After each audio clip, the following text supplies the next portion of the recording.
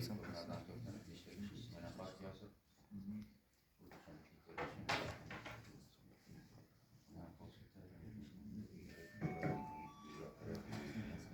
بالله من الشيطان الرجيم بسم الله الرحمن الرحيم الحمد لله رب العالمين والصلاة والسلام على رسوله محمد وعلى آله وأصحابه أجمعين.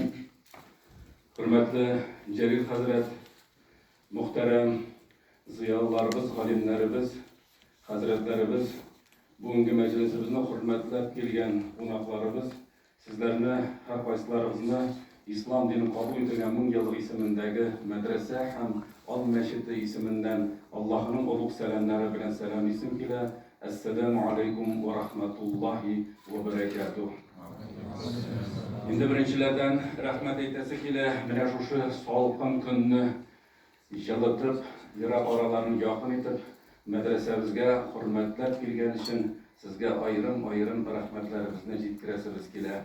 Şimdi mene bizning bugün biri de İski Tatar imlesi milletimizin hazinesi degan isim astında şuşunday uchrashuv bizning jiyin onun endi hayırlı o'tsin için, hayırlı bo'lsin için bugungi yıllarimizda fikrlerimiz kabul bo'lsin için Allah'ın Kur'an'ından ayetler okup dua kılıp başlarımız Kur'an'ı okur için medresemizin muallimi Kur'an hafiz Muhammed Hazret Bikbayev'e veririz. Hem Celil Hazret dua kılıp uyar inşallah.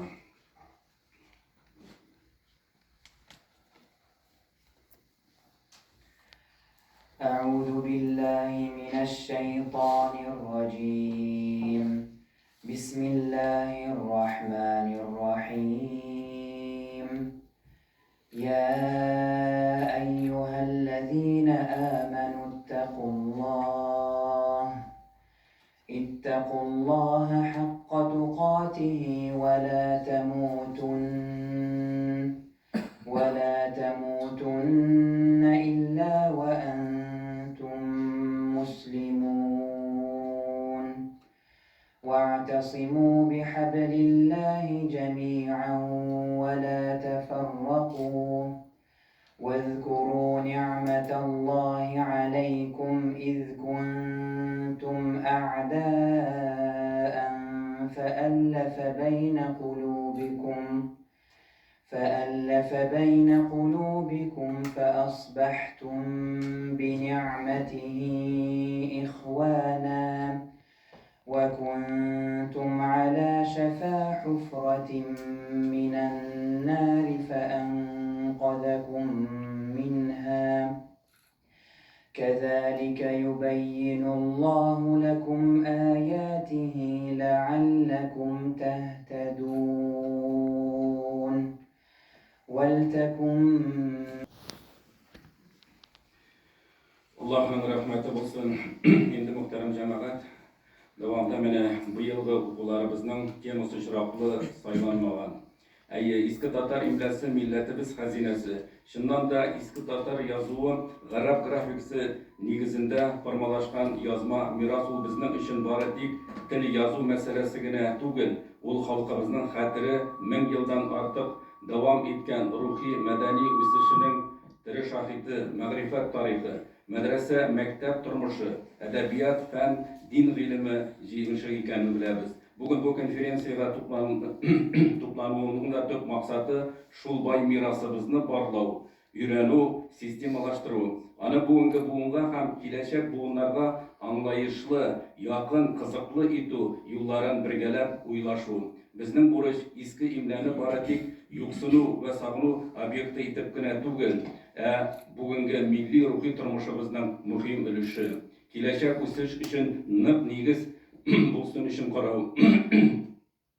Medresemiz elhamdülillah bu yönelişte son yıllarda gözge görünürlük neticelerge de erişip bara. Garab grafikisine yazılgan Tatar kitaplarını oku, öğrenu boyunca maksus dersler alıp barıla. Şakirtlerimiz iski Tatar tekstlerini okup, üz kulları bilen yazıp, analizlav, kabir taşlarını öğrenu bilen fenli işlerinde özleri başkara. Bizning için zor nimet hem cevaplılık deyip aytası kele.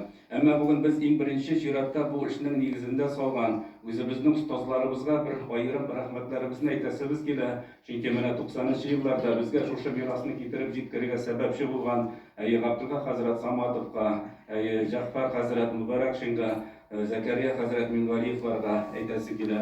Аларның дәрес бирүләрен без әле хәзердә күңелләребездә тотабыз. Бигрәк тә мин инде аеруча Жақпар Хазрат турында әйтәсе килә, чөнки Жақпар Хазрат ул 300-дән артык китапларны кириллицага да күчереп, үз вакытында әле шушы иман нәшрияты белән бергә шул җәридәләрендә алар дөнья күрергә сәбәпче булган хәзрәтләребез икән әйтәсе килә. Әлхамдулиллах, соңгы елларда мәдрәсәбездә алып барылган мөһим эшләрнең берсе китапханәбезнең бигрәк тә борынгы китаплар бүлмәсенең системалы рәвештә барлануы һәм санлаштыруларына. Шәкертләребез үз көчләре белән китапларны теркәү, тәртипкә китерү, тематик төркемнәргә бүлү эшендә актив катнаштылар. Бу үзе үк тәрбия икәнен аңлата. Илми мәктәп булды. Аеруча мин инде әйтәсе килә, менә шушы эшләрне башлап безнең инде мәдрәсәбездә менә быел сыйныфтагында башлап җибәрелгән Рөстәм хәзрәт Мибрановны инде аны бүген әле без чыгышында тыңлап китербез иншалла, хезмәтен билгеләп үтәргә телим. Ул сәхифәләребез электрон татар китапханәсен алып бару гына түгел, бәлки мәдрәсәбездәге иске китапларны кулъязмаларында өйрәнү, санлаштыру эшендә зур өлешен кертте. Аның тырышлыгы белән күп кенә сирәк басмалар яңадан ачылды, фәнни әйләнүләргә кертү өчен җирлек булдырылды. Шулай да, хөрмәтле кардәшләр, без аңлыйбыз, күрелгән эшләр әле башы гына. Республикабызның китапханәләрендә, архивларында, авыл мәчетләрендә, гаилә сандыкларында, шәхси коллекцияләрдә тагын да меңләгән китаплар, дәфтәр, кулъязма һәм архивларда метрика китаплар ята. Аларның һәрберсе аерым тарих, аерым язмыш, аерым гыйлем хәзинәсе. Безгә бу хәзинәне табу, исәпкә алу, саклау, өйрәнү, яшь буынга җиткерү өчен тагын да күбрәк көч, илһам, бердәмлек кирәк. Бүген менә шушы ал мәчет укулары да нәкъ менә шушы максатка хезмәт итәргә тиештер дип уйлыйбыз.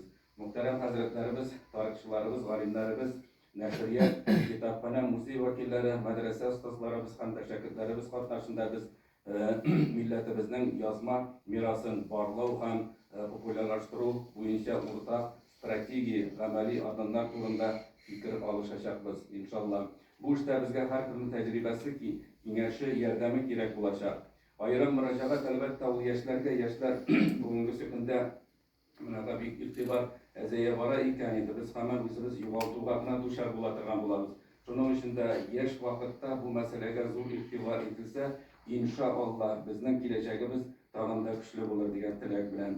Араб графикасы белән булган яшь кешеләрнең күңел дөньясы да үз-үзен тоемлыгы да күпкә тирәнрәк, ныграк булачагына ышанам. Шуңа күрә дә бу конференциянең мин яңа этапны, яңа импульсның башы итеп күрәсем килә. Әйдәгез, менә шушы хәзрәтләребез, безгә җиткергән хәзрәтләребезнең, аларның рухлары шат булсын, аларның изге эшләрен безгә дәвам итәргә Аллаһ Тәгалә насыйп әйләсә иде. Һәм дә бүгенге җыеныбызда да шундый ук фикерләр алышуны хәерлесе белән дәвамлы иттереп, нәтиҗәле иттереп, шуны файдаланырга насыйп әйләсен иде. Инде дәвамда мин сүзне бирәсем килә. Безнең инде менә Татарстанның баш казый Җәлил хәзрәт кереш сәламләр сүзен, аннан соң инде без докладларга күчеп, шуннан соң фикер алышуларны дәвам итсәк иде. Җәлил хәзрәт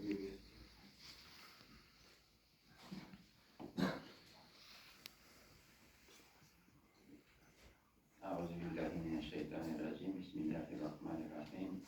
الحمد لله رب العالمين والصلاة والسلام على خير خلق محمد وعلى آله وصحبه أجمعين. Aziz kardeşlerim, Selamun Aleyküm ve Rahmetullahi ve Berekatuhu. Allah Teala cennetinde de şarşıları nasip olsaydı.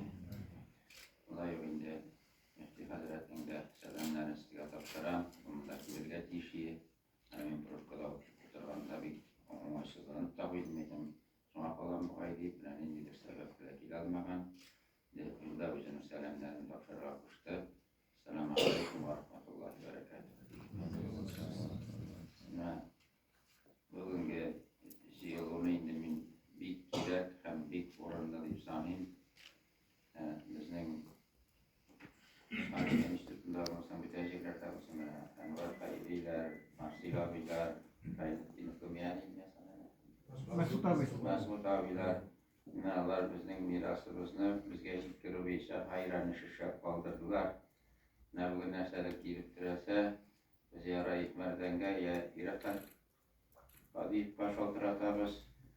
Bu ülkede işlevçiler, bugün medreselerimiz var, mescitlerimiz var.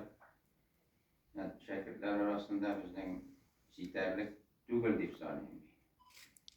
Yüzünde 88. balalar okuta başlamış. İskimlerini okuta başladım başta. Onlarına mağalim seneye kuşadır imin. Ve yollar bile söyleşip indi sonra. Mağalime verdiğim kitabı bastırdık iman neşriyetinde. Bu vakitte kitapları yok iyi bitindi. Balalarına min Tufay şiirlerin inne bikku bitin ve mağişet alın. 83 bala okudum, 88 şularga esbab iti bölüştüm. Kadir geldi mindi şu jurnallarına. Bikku biyalar. Bölüşüp bitirdim inanalar. Miyakire koytmadı indi. Hemen bizim bitinde. Yani Urus tarifen faydalana başlayanda bir basırda yok.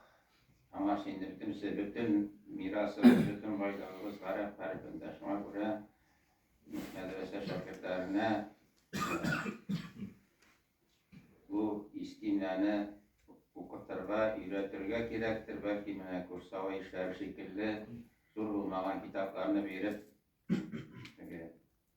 Urus tarifi bilen bizim Tatar dilinde yazdırdık da kararga gerektir. Çünkü bugün o burunlu andağı dilini tügül Tatar dilinde bilmiyor. Kimdir eytirge mümkün, neştege vakit eremitirge, neştege anımla şuğullanırge deyip sabit zamanında şundi ne var evi luzunluk var evi, nam ne varsın sport, nam varsın massabız deyip bütün şakirtler şuğullansa sport bile bütün kişi de şuğullanır, psikultura bile bütün kişi de şuğullanır ama sport masterları, olimpiyada, şampiyonları bir lisesine bula. Şu şakirtler arasından Gönülün sağlık kırıp gitip şu yönelişte işlevçiler varlığa gelir. Eğer biz bunu başlamasak, iliklerde kadar Ahmet Hazretler de kırıngında yaşka tava varmılar bitinde. Almaş gerektir bit. Almaş gerek bit. Eğer biz sekreterimizle şuurlanmasak, nasiret kul yazmalar var kitaphanada, müftünün de kıyalı, müftü Hazret'in de kıyalı var. Bütün kitaplarını şiir kuşun diye üretik, uyuşturur. Ama şimdi bizim şakirtlerimiz de okuya almasalar bir tane kalıplarından hindi sözünü. Ona göre cesadet bir güzel rahmet. Bu soğukta bizden üstürep çağırmanın için. Uyuda yatar, hep soğuk deyip bayağı korkar. Bu bir gerekliş, devamlı olsun indi. Bizim başlığa senin şakirtlerden tutanamak gerektir. Bundan bütün medreselerine de belki alır. Bir zor rahmet mağarabıza girgen için kişiler sürekliler nedirler. Her şakir bu yazılarını okuyalarga hem bu kichkina gana kitaplar var. Kitaplar da var, kitaplar da var. Divan ve Raşet'in istinomlar var. Ondan ko'p müdürlüşüne praktik şekilde kursavaylar yazdırtamiz bitinni. Piratlar yazdırtamiz.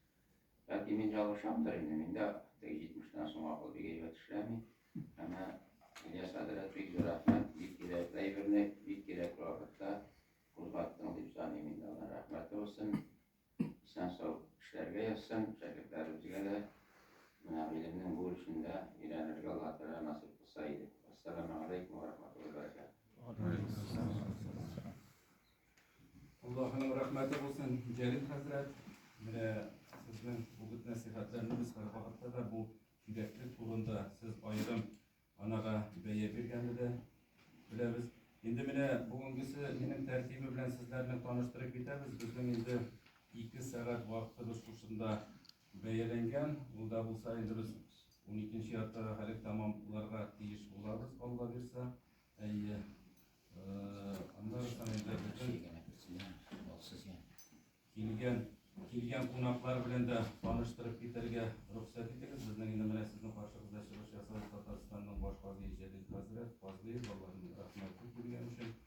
Şulay bizden biri de Ayrak Efendi Faiz Rahmanov, Tataristan Milli Muzeyi yetekçisi. Her rızanı tebrik ediyoruz. Şu vazifara uyağına bilgilendi. Allah razı olsun. Hayırlı işler nasip olsun.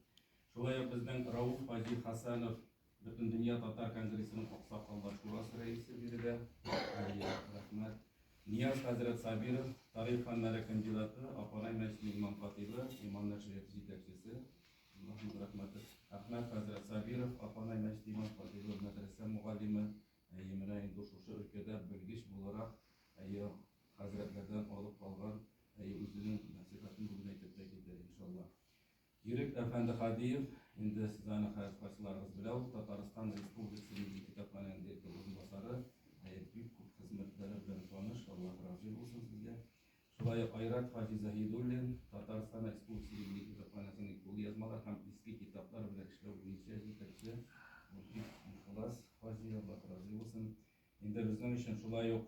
Mene bu beylenişte zor hizmetin koyup kalan şahıs Necip Ağa Nakkaş, ressam, kaligraf, Şamayil Ustası, Tataristan Respublikası'nın Atpazan Sangat Şirkesi, Abdullah Tufay isimli devlet premiyesi, Allah'ın rahmeti olsun. Şulay yok bizden biri de Vadud Hacı, bizden medresenin İvanaçılar Şurası Cidlekçisi, Allah'ın rahmeti olsun. Şulay yok bizden biri de Rişat Hazret Hamidullin, o bu sözünde Eydep Baratıgan Huzur Neşriyatının Cidlekçisi, Allah'ın rahmeti. Labib Hacı Lirun, bizden biraz jurnalının baş muharibi Abdullah Tufay isimli devlet premiyesi oluyor. Şulay yok biri de bizden Ferit Hacı Miftahı, bizden bütün Dünya Tatar Kongresi'nin Kazan bölükçesi yetekçisi. Biri de bizden İlyas Efendi Mustaqimov, Tataristan Milli Kitaphanesi'nin hizmetkari. Şulay yok bizden Ramil Abdurrahimov, Zidebuğun kanı üzerinin yetekçisi. Hamda Linar Gubeydullin, bizden biraz jurnalımız yok bu sefer.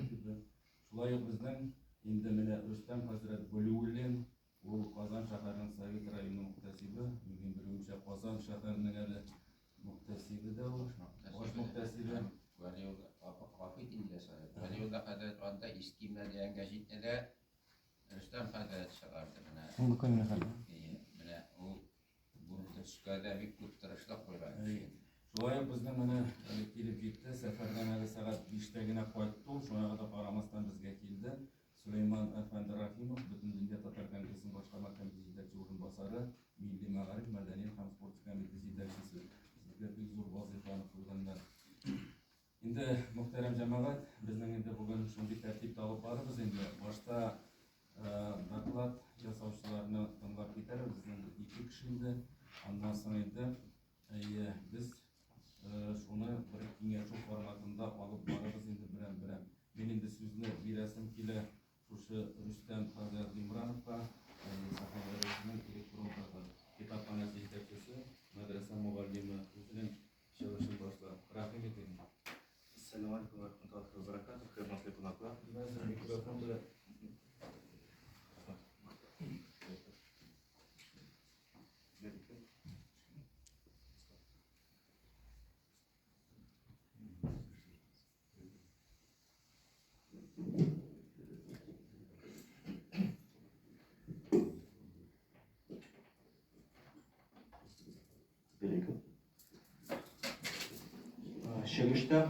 Чыгышта классик татар графикасында басылган мирасын саклау һәм популярлаштыруу тәҗрибәсе белән уртаклашасы килә. Чыгышны сәхифәләребез исемле классик графикада басмаларының электрон каталогы һәм санлы күчермәләр порталыннан башкысы килә. Монда сайтта күрәбез төрле китапларның үрнәкләре, газета һәм журналларыбыз һәм аларны барлап махсус электрон таблица булдырылды. Монда инде беренче баганаларда китапның авторы һәм исеме классик язуыбызда. Бу бик мөһим, чөнки төрле төбәкләрдә, мәсәлән, Башкортстанда башкорт теленә яраклаштырып, Төркиядә төрки латин алифбасына яраклаштырып китапларның исемләре бирелә һәм аларны эзләү кыен. Алга таба баганаларда бара китапның авторы һәм исеме Гамали Кирилл графикасында, китапның төре, ягъни жанры, матбагасы һәм нәшрияты, чыккан елы, битләр саны һәм чыганак кайдан алынган. Бу базаның нигезендә тора ачык чыганаклардан җыелган басуларның санлы күчермәләре. Монда беренче чиратта инде тәсекилә Дарул Кутуб проекты, ул беренчеләрдән андый китапларны интернетта урнаштыра башлаган. Бүгүнкү күндө Мираскана фонду бай китаплар урнаштырып алып бара. Чит элдерде Түркиянын Османлы архивларында эгер да басылган жери боюнча излесек, анда да ешкана биздин китапларыбыз учурайт. Һәм эгер да вакытлы матбуатка күчсәк, мында Казан федераль университетының Лобачевский китапханасы бай мирасын урнаштырып бара. Биздин милли китапханабыз һәм Санкт-Петербургдагы Русия милли китапханасы урнаштыра. Андан тыш шәхси архивларны санлы күчермәләр булдыру, монда инде әйтәсе килә. Без бу җылган мәдрәсәнең бай китапханасы цифрлаштырылды. Һәм башка. Шулай ук наширатларның әсәми китап исемендәге каталоглар бу база төзүдә кулланылды. Чөнки булган китаплардан тыш нәрсә тагын излесе китапларның исемлеген булдыру кирәк. Һәм алар буенча инде төрле китапларда төрле китапларыбызны эзләп була. Бүгенге көндә инде проектта җыелды 3900-дан артык китап җыелды һәм 14 меңнән дә артык вакытлы матбугат. Монда инде Идел һәм Урал буенда басылган китаплардан тыш, мәсәлән, Бакчасарайда Тәрҗеман газетасы саннары кертелгән һәм башкалар. Бу тәҗрибәсенә инде нигезләнеп, мәдрәсәбезнең китапханасы шулай ук китаплары барланды. Аны инде жанр буенча тәртипкә китердек һәм без бүген экскурсиядан да булдык. Жанрга бүленеп урнаштырылды. Бүгенге көндә 600-дан артык оригинал китап саклана һәм эш дәвам итә. Шулай ук бу эш нәтиҗәсендә электрон каталог булдырылды. Бу интернетта урнаштырылган. Куркып буенча анага чыгып була. Чыгышына кырында бүтән кодлар шулай кабатланыр. Алга таба бу платформадан тыш шулай ук Сәфиябез исемле телеграм-канал эшли. Анда кирилл графикасында исә рус теленә күчерелгән китапларның санлы күчермәләре урнаштырыла. Бу эштә шулай ук мәдрәсәнең Җәгъфәр хәзрәт калдырган бай фондлар кулланыла һәм башка чыгынаклардан. Журналларның төрле библиографик күрсәткечләре, буның турында әле алга таба мин туктармын. Ни өчен алар мөһим шәхесләребез, аларның иҗатлары һәм гомумән мирасыбызны өйрәнүдә хезмәт күрсәткән шәхесләр турында китаплар сайтта күрәбез соңгы урнаштырылган үрнәкләр. Белүбезчә, классик язуыбызны үзләштерү өчен һәм җайлы һәм уңышлы укыр өчен башка катнаш төрки телләрне белү дә мөһим. Хусусан ул замандагы чигәтай һәм Османлы имләләрне һәм әлбәттә фарси һәм гәрәп телен. Каналда шулай бу телләргә бәйле дәреслекләр белән таныштыру кушылып барыла.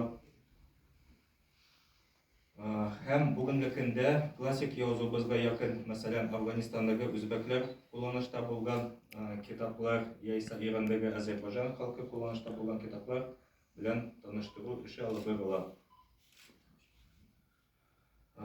Бу проектны үстерү нияте белән декабрь аенда Дарул Кутуб проекты белән хезмәттәшлек башланды. Монда инде без библиографик күрсәткечләрне цифрлаштырып, яналарны булдырып һәм аларны электрон каталогка кертү максатын куйдык. Бүгенге көндә Дин ва Маишат журналы, андагы макаләләрнең исемләре һәм авторлары урнаштырылып барыла сайтта. Киләчәктә сайтка үзгәрешләр кертеш, бу макаләләр һәм авторлар буенча эзләү мөмкинлеге дә туачак. Һәм шундый ук рәвешле башка журналларны һәм газеталарны кертә алабыз. Тагын бер тәкъдим ул, мәсәлән, бүген көндә вакытлы матбугат эшләгәндә өйрәнүче китапханага барып, заказ биреп, һәр санны башыннан ахырына кадәр актарып, ниндидер теманы эзләп, бу эшне җинаятьләр өчен вакыт сызыгын булдыру тәкъдиме. Монда инде махсус паузано белән дата сайлана, һәм ул датага иң якын газеталарның номерлары чыга, һәм аларда инде бу вакыйгага бәйле ниндидер некрологлар яисә җәмәгатькә чыгылышын табып була. Башка тәкъдимнәр ул кулланучылар тарафынан мәгълүматны истәү һәм төзәтү мөмкинлеге. Монда инде ниндидер хаталар очраса яисә яңа китаплар табылса, кулланучылар тарафынан җибәрелү мөмкинлеге. Кулланучыларның мөрәҗәгатьләре буенча санлы күчермәләр булдыру бу эш инде алып барыла. Сездә шундый хезмәт бармы, шундый китап бармы дип мөрәҗәгатьләр буенча китапханаларда эзләп, каталогларында санлы күчермәләр булдырыла. Башкалардан кирилл язуындагы һәм рус телендәге басмаларны электрон каталогка кертү, чөнки аларның да шулай бүгенге көндә алар таралган әйтик, төрле җирләрдә төрле исемнәр астында саклана. Алар бер каталогта булса, бу эшне кабат кирилл язуына күчермәс өчен һәм башка эшне җиңәйтү өчен яхшы адым булыр иде.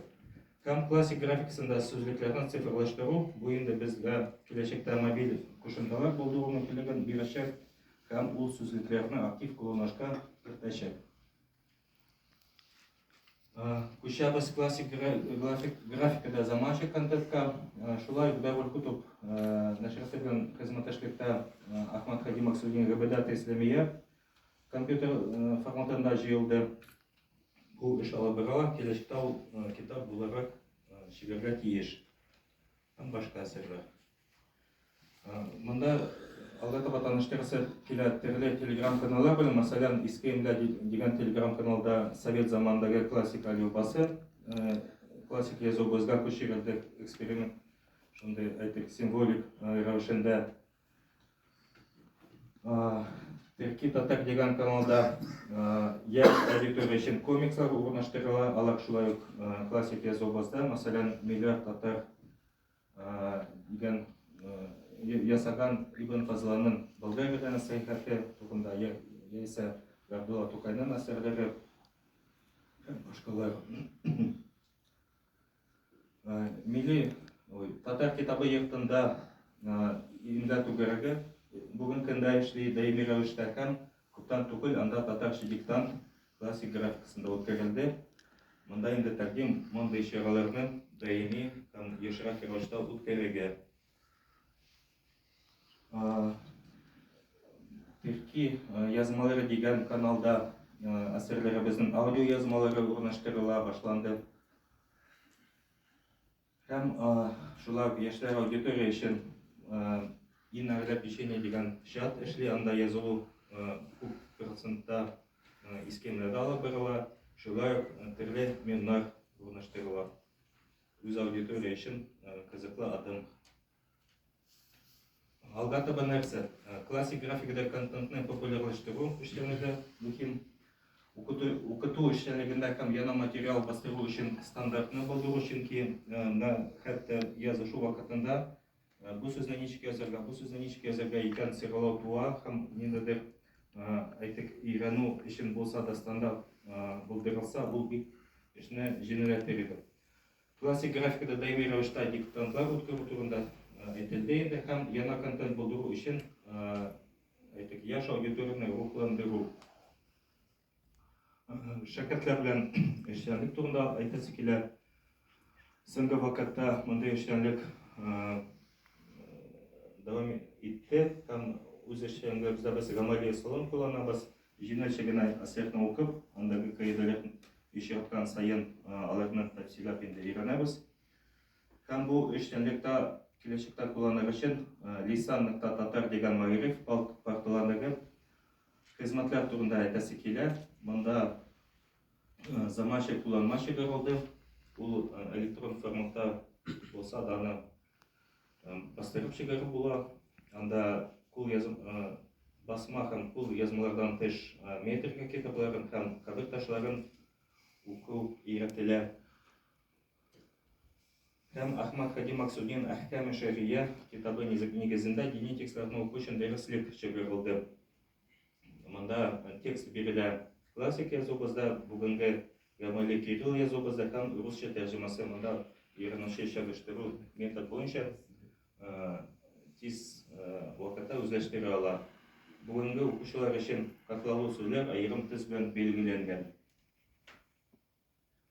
Дәреслектән тыш сайтта махсус күнегүләр әзерләнгән. Һәм соңгы проект ул Лисан Татар дигән ясалма хакимияте белән эшли торган тәрҗемәче һәм кыскартып сөйләүче. Монда я ниндидер макала, я китапның берничә битен ыргытып, монда без күрәбез транскрипция яисә билгеләнгән телләргә ул тәрҗемә итеп бирә. Ул берничә минут эчендә эш башкарыла. Әгәр дә элек бу белгечләр генә бу әсәрләр белән таныша ала иде, бүгенге көндә инде язманы һич белмәгән кеше дә макален эштәлеге белән таныша ала. Игътибарыгыз өчен рәхмәт. Аллаһның рәхмәте булсын, әле бу хакта да сөйләшәбез. Мин инде менә безнең Рөстәм хәзрәт Вәлиуллин ашыганы министерствога чакыралар срочно инде. Хәзер аңа сүзне бирәбез. Рәхим итегез. Мин бераздан ашканга күрә гафу итмәм. Беренчедән, үзебезнең тарафтан менә бу бөтен наработкаларны безнең мәдрәсәләр белән таныштырырга кирәк, бөтен мәдрәсәләребез белән. Һәм дә үзем тарафымнан нинди теләктәшлек итәргә кирәк, мин кушылырга әзер диясем килә. Һәм икенчесе, менә шулай теге эшлекле тәкъдим дип әйтелгәндә, шул ук менә мәдәни җомгада һәм менә бу мираста бер колонка булса да барларга кирәк, искемләргә язылган бер генә колонка булсын ул. Ну, һәр номерда чыксын. Шул вакытта миңа калса безнең алга китеш булыр дип күрәм.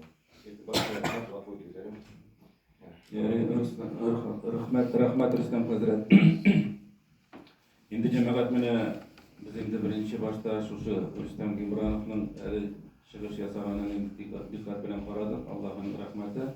Аның татар телендә сөйләвенә дә игътибар итсәгез, ул Краснодарда, Красноярскида туган, монда күчеп килгән, татар теленә үзенең мөхәббәтен куйган, менә өйрәнгән, сезнең каршыгызда сөйләде. Аллаһның рәхмәте булсын. Шуның өчен дә әле ул сорауларга кайтырбыз. Инде мөхтәрәм җәмәгать, менә дәвамда шуны әйтәсе килә. Без хәзер барыбер фикер алышуларга күчер алдыннан, менә 90-нчы елларда мин инде Мәдәни баһар булгачтан утырган Кур'ан алырга диде. Шунда кереп, сабака салгачтан миңа дежурда утыра торган, кизүдә утыра торган бабай язып бирә квитанция. Ул иске имлә белән Ходай Тәгаләнең ризалыгы өчен дип, шундый матур иттереп, ул бит дежурда утырган кеше яза. Менә ул чакта мәчетләрдә бу мәсьәлә бик яхшы алып барыладыр иде. Әле менә бу Совет чорында да теге открыткалар иткәндә дә менә сезгә мисал өчен китерәм, барыбер ул язмалар ахырга хәтлек сакланып килде дип әйтәсе килә. Без һәр вакытта да булар белән таныш булып яши алдык һәм яшәрбез дә иншалла. Инде хәзер мин дәвамда сүзне бирәсем килә. Менә безнең инде монда нәшрияттан вәкилләребез бар. Беренчедән инде менә мин бирәсем килә безнең уң якта утыра торган Хозур нәшриятында шактый гына хәзер шушы мәсьәләгә тоже игътибар алып барыла. Безнең инде Иман нәшриятында да мин башта инде сезгә сүзне бирәм.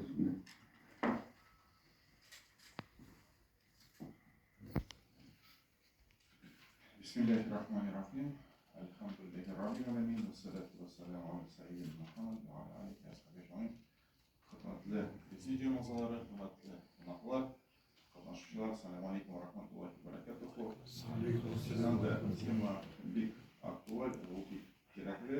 Çünkü mesela mevzuna iş boyunca bu temadan işine işlerge Türkiye'de mevzunda İstanbul'daki güçte bu tema tanıdaki şeydir, kalan üstlerge jinabız. Benim fakat ilk nesne turunda kesinlikle zeynep Kibus Kamil Kazak'ın okulda siyaskenik bizden elhamdülillah Tataristan'da medreseler işlevkiyle meşhur karşında kurslar işlevkiyle anda bir kişi okuyor bizden istediğen menegen kişi hem şulayık Rasayda da bir kup Tatar mekkileri var, onlar da okutarlar, Tatar tübüne bir kup ihtibar bireler. Eğer de indi biz özümüzün derslikleri bizne bu okutu azapların bizim elikigi şu 18-19 asır başında çıkan derslikler negizinde yasasalımız hayırlı bulur idi. Siz bugün son yıllarda bizge bir edebiyat geldi, Arabistan'dan, Türkiye'den geldi, onlar tercüme edildi, onlar negizinde hazırda dersler alıp barırlar. Bizim mirasımız şu kadar boy, bütün fənlər boyunca özümüzün dersliklerimiz var, özümüzün alimlerimiz var.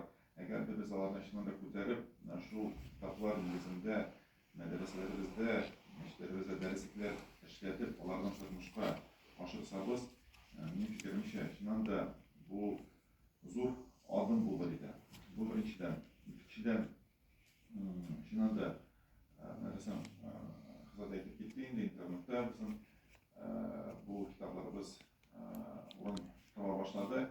Eğer de hatırlasanız, ben da erken yaşlar var. 90'lı yıllarda Tataristan kanalında, televizyonda Cemil Zaynur'un dersler alıp baraydı.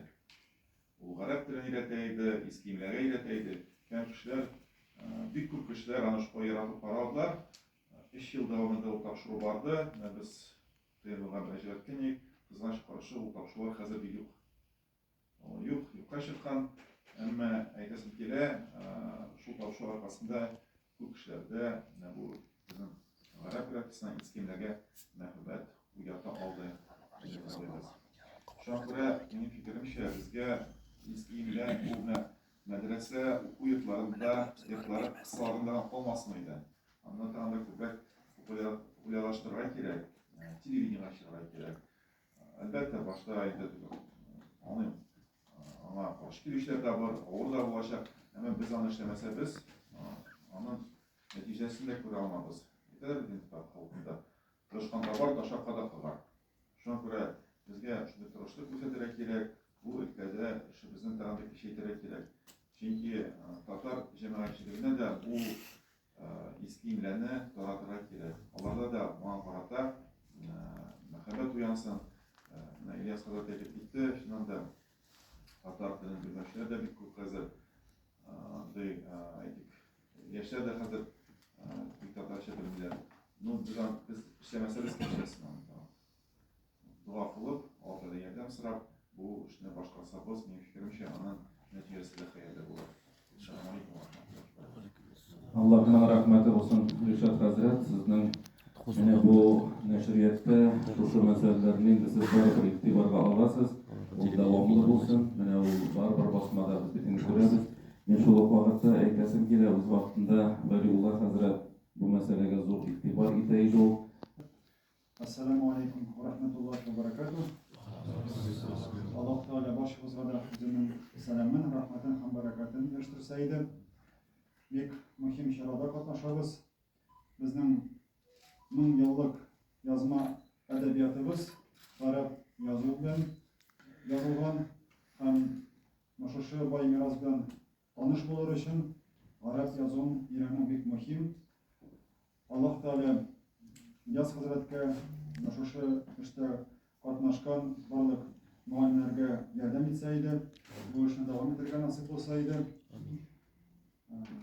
Arap yazımının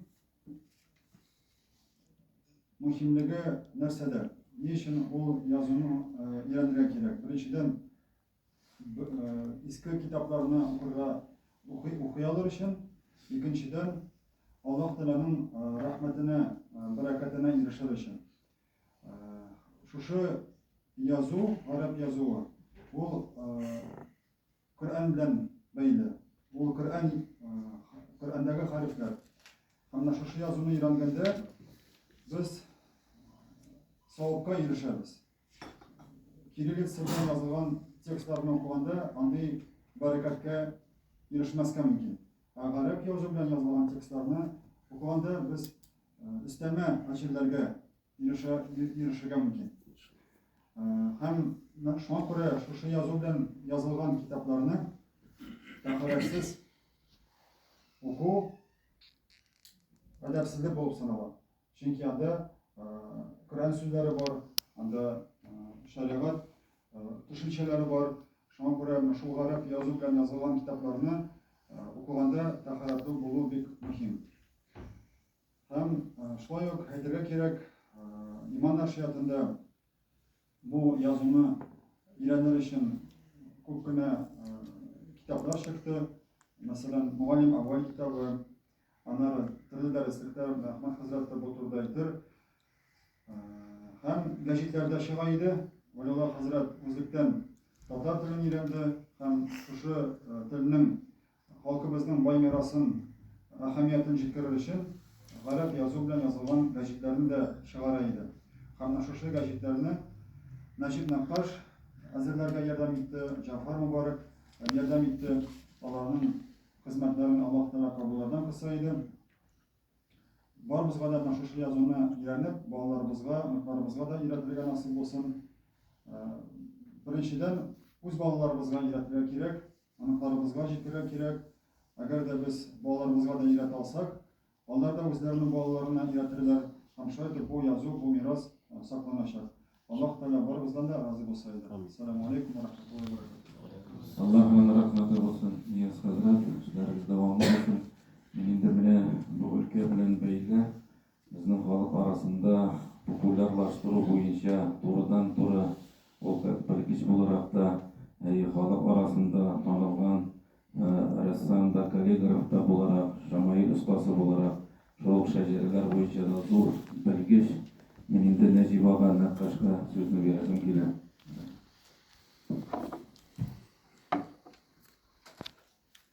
Selamun Aleyküm. Benim de çok yıllar şu eski imla bilen doğrudan doğru işitken kişi. Bizim eski kişi zor edebiyatımız var. Altın Ordaşlar edebiyatı acayip güçlü. Hiçbir Türkiye halkta bulmamışça. Bizim şu İdil boyunda şu 14. asır başından bile Rabbimizin Kıssas-ı Enbiyasından başlayıp ahırına kadar acayip zor eserler icat edilgen. Farsçadan tercümeler işlengen. Hem şunun için Tatar dilinin özünün sözlük sastavı, sözlük fonda şartı zor olan. Buna Nahcil Haradis degan proza bilen yazılan eser var. Peygamberinin hadislerinden yazılan hem zor şu hadisler boyunca hikayetler var. Buna bu onu okusam, hazırki Tatar edebi diline çok yakın iken göresin. Bize kayıqta bizim dilimiz eli buna Qayyum Nasiriler işlegen falan da tükenler işlegen diye söz var. Lakin bu dil indi bizim altın urusunda şırında var. Acayip baytıl. Onlar bizim Tatar dili şunun bilen ayrılar. O Arap dilinde nişik eğitili, nişik yazıla bizde şuşulay eğitilgen hem yazılgan. Hem Arap dilindeki, Tatar dilindeki bulmagan avazlarına da Tatar kişisi şulay etip kabul etken. Hem bunun kadar şulay devam ettiler. Bu halkının zor kültürlü, kitaplı ikenini ko'rsatadi. Hemen Tatar dili bilginde şartlı ayrılar, o'zining fonetik sistemasi var, Türkiy til, Ural Altay tillari sistemasına kiradi. Mana tura bara, mana şu karakter algan alifbani u o'zining ovozlar sistemasına da bir qadam yarashtıra olgan. Hemen biz ko'rib turamiz, endi 19. asır başına şartlı jingil Tatar tilinin inglişke sözlerinde aytila turgan imlalarga kelgan. Mana mesela şunu eski imlada görüyoruz. Hem okurga şartlı joylar. Elbette anda Tatar tilinin bütün avazları için harfleri de yok. Lakin anda qayılı bilgiler istelgen. Mesela mana biz u harfleri mana gerekli harfi için avaz için harf Arap'ın avazı kullanılgan, söz ahırındaki turuşu kullanılgan, hem ayrım yazılışta turuşu. Eligerek altın uğraşlarında ana elif bilen bildirseler indi bilesin. Hatta ekranlar şuşu, Tatar'ın avazın, ne şuşu, Arap'ın avazı bilen yaraştırıp, jingil şartlı okurga jingilleştirilgen. Hem şolay yok bile Tatar'ın üzerinde bulgan, lakin Arap'ta bulmagan ş avazı, ş hem p avazı, alan Farsı'da da var,